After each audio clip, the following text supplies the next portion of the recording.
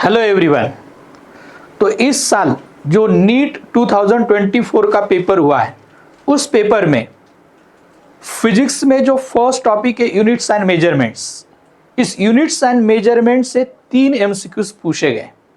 And dear students, 3 MCQs means 12 marks.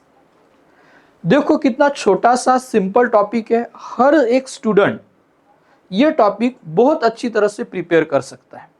तो चलो देखते हैं इस साल नीट 2024 में फिजिक्स के यूनिट्स एंड मेजरमेंट्स में पूछे गए ये 3 एमसीक्यूज।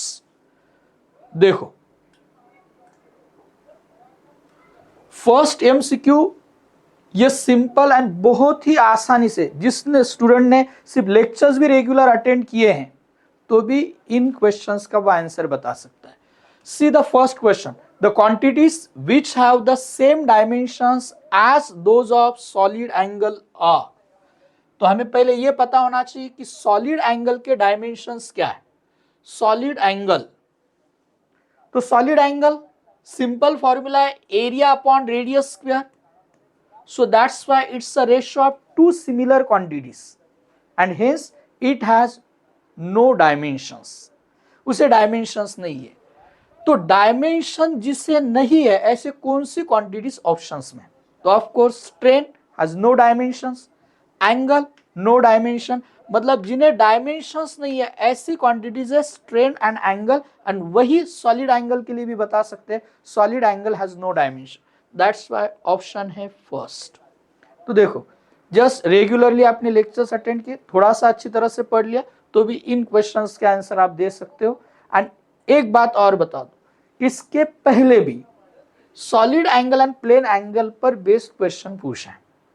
तो पीवाईक्यूज की आपने अच्छी तरह से स्टडी की और थोड़ा सा अंदाजा लगाया कि इसके बाद कौन से क्वेश्चंस किस तरह से पूछे जा सकते हैं, तो भी माय डियर स्टूडेंट्स आप बहुत अच्छा स्कोर कर सकते हो। तो देखते हैं नेक्स्ट क्वेश्चन इसी टॉपिक में से पूछा गया। ये a force defined by equation of force is given, F alpha t square plus beta t acts on a particle at a given time t, the factor which is dimensionless if alpha and beta are constant. अब ये force का equation दिया है and हमें क्या करना है, हमें फाइंड करना है ऐसा ये कॉम्बिनेशन जो डायमेंशनलेस हो। हमें डायमेंशनलेस चाहिए। देखो, हमें डायमेंशनलेस जो क्वांटिटी ऑप्शन में वो चाहिए। तो वैसे तो ओरली भी हो सकता है, पहले वाला भी क्वेश्चन ओरली हो सकता था, ये भी क्वेश्चन आप बहुत अच्छी तरह से समझ सकते हो। देखो, अब हमें ये देखना है, ये जो इक्वेशन दिया है, ये जो इक्वेशन दिया है, इस इक्वेशन को आप ऑब्जर्व कीजिए। तो हमने देखा है अगर इक्वेशन दिया है, फॉर्मूला दिया है, तो each term has the same dimension. अब हम ये बता सकते हैं फिर एफ अल्फा टी स्क्वायर का dimension same, F and beta T का डायमेंशन सेम। तो हर एक का चेक करने की जरूरत नहीं है, थोड़ा सा ऑब्जर्व करने के बाद आपको पता चलेगा कि अगर अल्फा टी स्क्वायर का डायमेंशन मींस फोर्स का डायमेंशन है and dimension of beta T is also dimension of force, तो हमें अगर डायमेंशनलेस क्वांटिटी चाहिए तो दो इक्वेशन से आप पता कर सकते हैं कि अगर मैंने पहले इक्वेशन को दूसरे इक्वेशन से डिवाइड किया तो एफ एफ कैंसिल हो जाएगा, मतलब हमें डायमेंशनलेस क्वांटिटी मिल जाएगी। तो ओरली एक ही स्टेप में आंसर होगा alpha T square beta T, T square upon T, T cancel, क्या बचेगा alpha T upon beta, alpha T upon beta. तो फोर्थ ऑप्शन है डियर स्टूडेंट्स जिसमें हम बता सकते हैं अल्फा टी अपॉन बीटा है। देखो, क्विक आंसर हो सकता है आपका, क्योंकि आपको जब आप सॉल्व कर रहे क्वेश्चन एक्सप्लेन करने की थोड़ी जरूरत है, तो बहुत ही आसानी से आप सॉल्व कर सकते हैं। सिर्फ उस क्वेश्चन का थोड़ा सा मीनिंग अच्छी तरह से समझ में आना चाहिए, कॉन्सेप्ट समझ में आया, बहुत आसानी से आप सॉल्व कर सकते हैं इन क्वेश्चन को। सी द नेक्स्ट क्वेश्चन इसी टॉपिक में से पूछा गया, ये थर्ड क्वेश्चन है नीट 2024 में पूछा गया। अब यूनिट्स एंड मेजरमेंट छोटा टॉपिक है, 3 मेन आर्टिकल्स है। पहला पार्ट यूनिट्स पर बेस्ड है जिसमें एक क्वेश्चन पूछा है, दूसरा पार्ट है डियर स्टूडेंट डायमेंशंस जिस पर दूसरा क्वेश्चन पूछा है हमने जो देखा है, एंड जो थर्ड पार्ट है एरर्स। Including experimental skills. अब जो एरर्स में एक हाथ question directly error, percentage error, relative errors वो पूछा जाता है, या तो मैंने कहा एक्सपेरिमेंटल स्किल पर ज्यादा तौर पर अब क्वेश्चन आ रहे हैं, वो भी खास तौर पर वर्नियर कैलिपर, ये उसी आर्टिकल में से पूछा गया question. In vernier callipers n+1 divisions of vernier scale coincide with n divisions of main scale. If 1 MSD represent 0.1 millimeter, the vernier constant.